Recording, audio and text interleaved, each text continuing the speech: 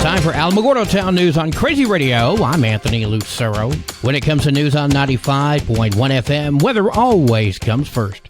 Cool and unsettled weather underneath the broad upper trough is anticipated to remain locked in over the Northwest and Rockies. Snow is possible into the higher elevations of Wyoming and Colorado before winter weather chances enter the northern Rockies tomorrow. For areas south and east of the main storm system impacting the central U.S., highs are expected to soar above average and into potentially record-breaking territory for certain areas. Widespread highs into the 80s and 90s are forecast from the Midwest and deep south into the Northeast through tomorrow, with mid to upper 90s and triple digits in parts of southern Texas into the high plains. Closer to home, temperatures will dip a handful of degrees today. Clouds give way to clearing skies for much of the area. Breezy winds will persist every afternoon, along with dry conditions lasting through the weekend. Elevated fire weather conditions will continue through at least the work week. We'll have another look at the weather following this news. The City of Alamogordo street maintenance crews will prep and lay hot mix asphalt at 1806 North Scenic Drive today between the hours of 6 and 2. During this time, both northbound lanes of the 1800 block of North Scenic will be closed. Drivers will be detoured along a southbound lane, and please adhere to designated detour routes. Officials with the Lincoln National Forest say crews were dispatched to the Moser Fire, 4 miles east of Cloudcroft, near the area of Ski Cloudcroft. I received a text from Trustee Tabitha Foster, who was assisting at the command center. I also spoke with Mayor Craig Turner. Well, we got a fire up here. I'm out of the Ski Cloudcroft. It's kind of where everybody's ground zero right now. The fire's burned about approximately 75 acres so far. Any injuries or damage to property that we know of? Injuries, no, that we know of, thank goodness. We do have Highway 82 closed from 244 and 82 all the way to mile marker 23, which is about 14 miles out, Cloudcroft West. As far as property, yeah, there's been a lot of acreage burned, but as of right now, we haven't heard of any homes burning. You can hear Turner's full comments on our YouTube channel. Recommended and mandatory evacuations have been issued. Over the next few weeks, the Alamogordo Police Department will participate in the National Click It or Ticket campaign. The goal is to achieve 100% voluntary compliance. Voluntary? If you don't do it, you'll get cited and or worse. Anyway, 100% voluntary compliance with seatbelt use among citizens of Alamogordo. They claim they don't want to write a single ticket. Well, there's a way around that. Don't. Instead of looking for criminals, the PD instead posted statistics, and they're going to be out looking for so-called criminals who are not wearing a seatbelt versus looking for, actual criminals. Question: if laws are written to protect victims, who is the victim here? May 25th is the Sounds of Freedom. I spoke with Luke Haynes about the event. Special concert event. That's Saturday, May 25th, 6 p.m. to 10 p.m. at Alameda Park. Entry is free. We have the Yarbrough Band from Las Cruces, New Mexico, performing. We'll have food trucks, music, lots of fun for the family, and thanking the brave men and women who serve our armed forces. Performing for Sounds of Freedom is the Yarbrough Band. I spoke with Dawson Yarbrough to get a feel for the style of music to expect. You expect a lot of good country music. You expect a lot of energy and a lot of good dance music. That's what we mainly specialize in, is music you can dance to and have a good time listening to. You can see the City of Alamogordo Facebook page for more information. Jerry Matthews of the Cloudcroft Chamber of Commerce appeared on KRQE TV to talk about the fun festivities happening in Cloudcroft this weekend. Coming up this weekend is the 51st Mayfair Juried Art Festival, and this has been going on obviously for a long time. They've got some great artists this year, as well as food vendors and some other entertainment for everyone. Check out coolcloudcroft.com for information. The Alamogordo Parks and Recreation Department presents the Adopt a Spot at the Alameda Park Zoo program. I spoke with Sven Sears. The Alamogordo Parks and Recreation Department has taken on the Adopt a Spot program that was formerly run by Keep Alamogordo Beautiful. Upon taking it over, we decided to expand our reach. We reached out to the zoo, and now the zoo is a spot that people can adopt. It's just volunteering to go out and keep your adopted spot clean. And if you need some more information, all you have to do is go to our website, the City of Alamogordo website, and then the quickest way to get there is to search Adopt or Adopt a Spot. Once you find the page, you'll put in your application, you'll watch a short training video and sign some releases and waivers, and then from there you're just able to clean your spot once a quarter to maintain its adoption. You can also call the Alamogordo Parks and Recreation Department at 575-439-4269. The Tularosa Public Library Summer 2024 reading program is set to take off. I spoke with Linda Vigil. The theme for the summer program is Adventure Begins at Your Library. So it's for ages 6 to 11, and it's from 11 June to 11 July on Tuesdays, Wednesdays, and Thursdays from 10 a.m. to 12 noon. Our registration begins on 24 May, but you have to either call the library or come in to see us to register your children. No children by themselves to register. And the goal of the program is to help our children to maintain their current reading level, whatever they've achieved in school. So, the summer slide starts happening. 575-585-2711 or tularosapubliclibrary.org.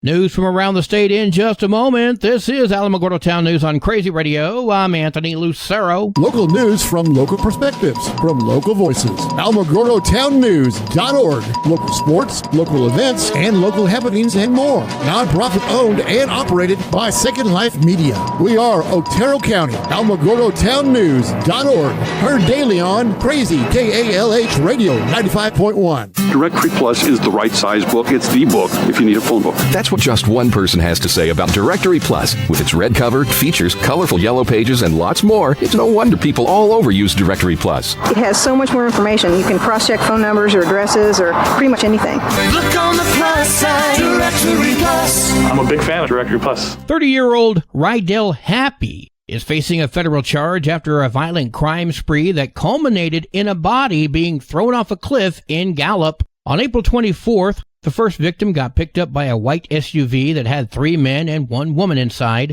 The victim paid the group $20 to get a ride into town. When the suspects asked the victim for more money and the victim declined, the victim was ordered to get out of the car and then was shot in the leg.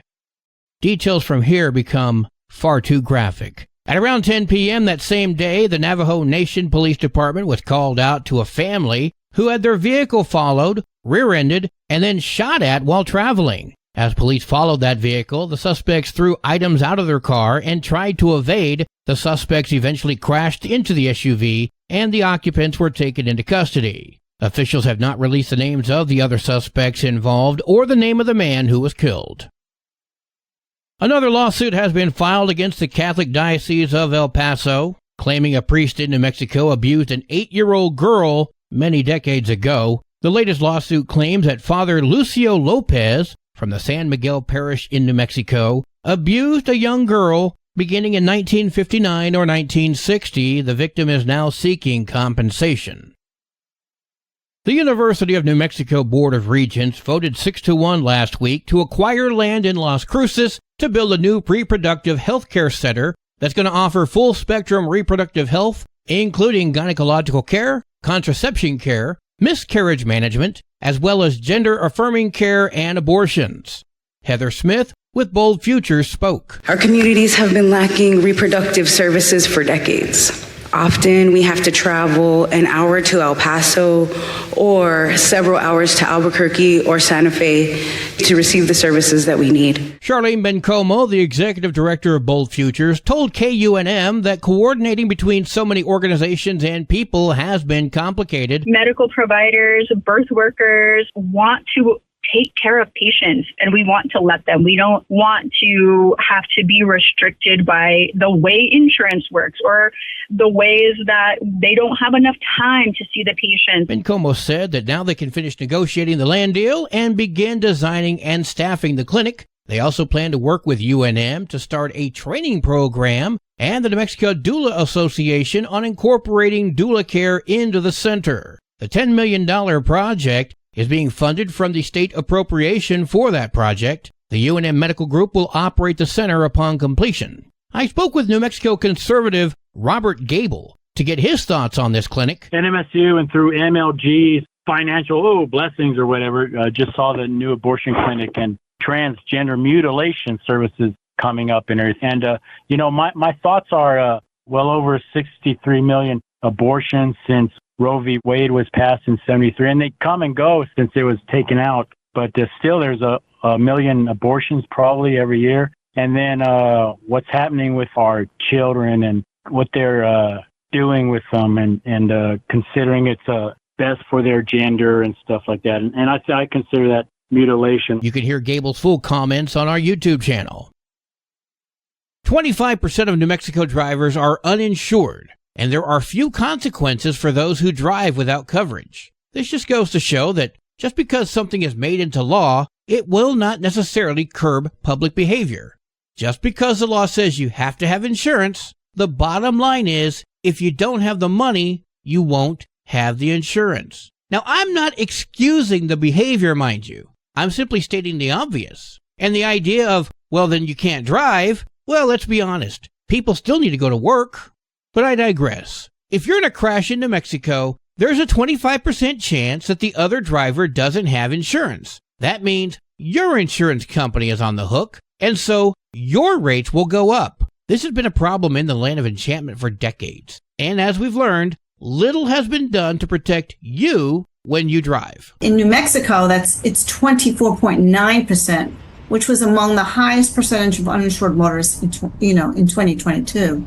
And we're seeing that again in 2023. Loretta Waters of the Insurance Information Institute speaking with KOAT. One of the big issues is inflation, right? It's a big driver throughout the country, but, same with New Mexico, which has prompted some vehicle owners to just suspend the purchase of mandatory auto and liability insurance. The problem is so bad that law enforcement in Bernalillo County is catching an average of 80 people a week who are driving without insurance.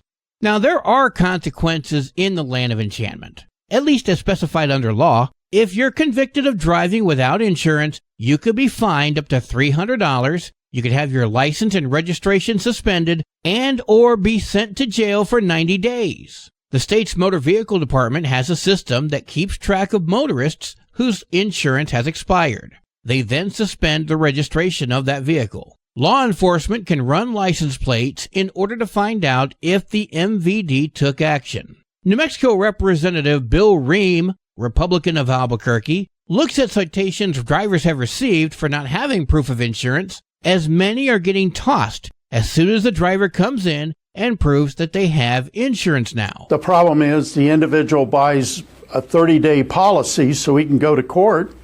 As soon as he walks out of the courtroom, he calls the insurance company, cancels it, and gets a refund. Like most politicians, though, Ream feels we need to pass new laws since existing ones are not being enforced.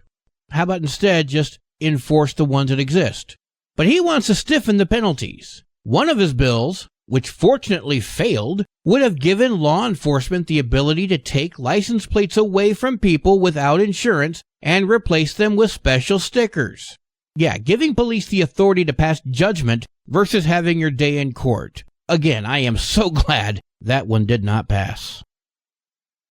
If you're traveling on U.S. Highway 285 between Vaughn and Roswell, the highway is down to one lane, and they're saying this project will not be completed until January.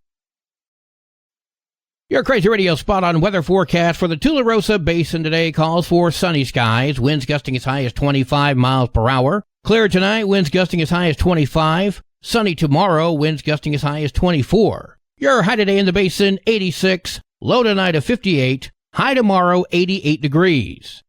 In Cloudcroft, sunny skies today, winds gusting as high as 31 miles per hour. Clear tonight, winds gusting as high as 33. Sunny tomorrow, winds gusting as high as 30. High today in Cloudcroft, 65. Low tonight of 43. High tomorrow, 66 degrees.